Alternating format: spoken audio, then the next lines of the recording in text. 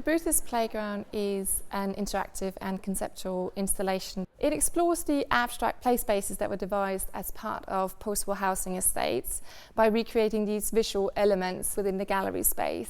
We're working with Assemble and artist Simon Terrill. They are used in the archive as a creative tool to reconstruct and reimagine these play structures.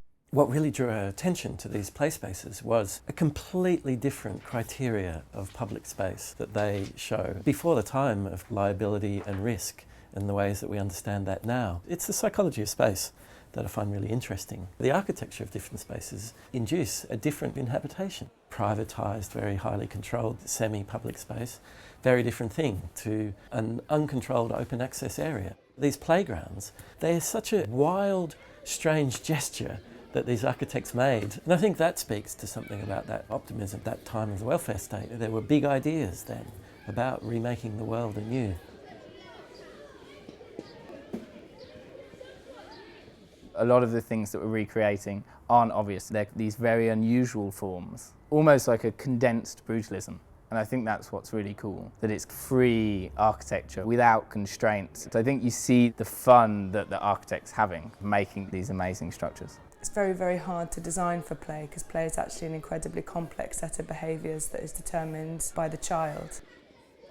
When you look back to some of those brutalist playgrounds, what you see is a sign that you're allowed to interact with this environment a bit differently, that the normal rules are suspended, that you don't have to rush through it, that it's a place that you can maybe co-opt to your own ends. The power in its ambiguity is it takes itself out of the logic that maybe dominates most of the other built spaces in the city. Brutalism is associated with bush-hammered concrete, which is very hard and sharp.